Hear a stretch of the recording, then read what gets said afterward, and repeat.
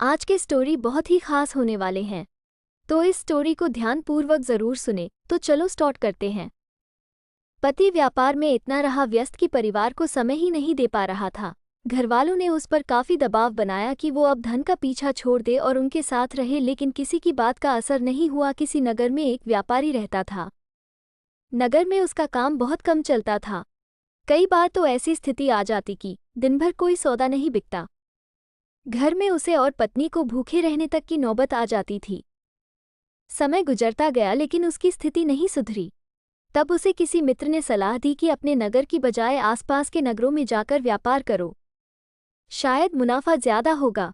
व्यापारी को बात जम गई। वो पत्नी और बच्चों को छोड़कर दूसरे नगर में व्यापार के लिए गया। भाग्य से दोस्त की सलाह काम कर गई और उसे अच्छा खासा मुनाफा हुआ। वो लंबे समय तक दूसरे शहरों में रहकर व्यापार करने लगा। वहां उसे बहुत फायदा हुआ। उसने अपने नगर में आकर नया गया बना लिया। पत्नी और बच्चों के लेकर नए घर में रहने लगा। तब पत्नी ने कहा कि अब हमारे पास पर्याप्त धन है, हम अपना जीवन आसानी से गुजार सकते हैं। आपको अब दूसरे नगरों में नहीं जाना चाहिए, हमारे साथ यहीं रहिए। बच्चों को भी अपना कुछ समय दीजिए। व्यापारी ने कहा, मैं अभी और धन कमाना चाहता हूं ताकि तुम लोगों को और बेहतर जीवन दे सकूं। हमारे बच्चों को वैसे दिन ना देखने पड़े जैसे मैंने और तुमने देखे हैं। पत्नी ने कहा, लेकिन धन कमाने में जो समय गुजर गया है वो फिर लौटकर नहीं आएगा। हम जीवन में साथ रहने के आनंद से वंचित रह रहे हैं। व्यापारी ने जवाब दिया, बस कुछ साल और व्यापार कर लेने दो, हम इतना धन इकट्ठा कर लेंगे कि हमारी पीढ़ियों का जीवन आसानी से गुजर जाएगा। व्यापारी फिर चला गया। कुछ साल और बीत गए, बहुत धन आ गया। व्यापारी ने फिर नदी के किनारे एक सुंदर स्थान पर बड़ा सा महल बनवा लिया। पूरा परिवार इसमें रहने लगा। वो जगह इतनी सुंदर थी जैसे कि स्वर्ग।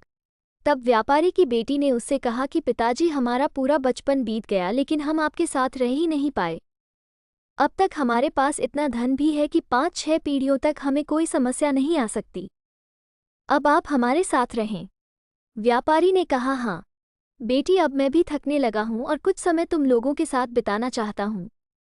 मैं कल सिर्फ 2 दिन के लिए पास के नगर में जा रहा हूं, कुछ पुराना बकाया धन वसूलना है। उसके बाद मैं यही तुम लोगों के साथ रहूंगा। व्यापारी का परिवार बहुत खुश हो गया। अगले दिन व्यापारी दूसरे नगर चला गया और उसी दिन भयानक बारिश शुरू हो गई और जिस नदी के किनारे व्यापारी ने अपना महल बनाया था उसमें बाढ़ आ गई। महल सहित उसका पूरा परिवार बाढ़ में बह गया। व्यापारी जब लौटा तब तक सब उजड़ चुका था। सुख और दुख सिर्फ धन से नहीं आती।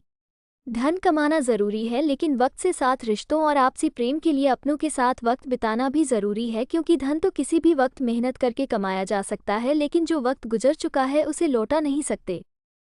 आज में रहें, रिश्तों के आनंद का सुख लें और अपनों को अपना वक्त दें।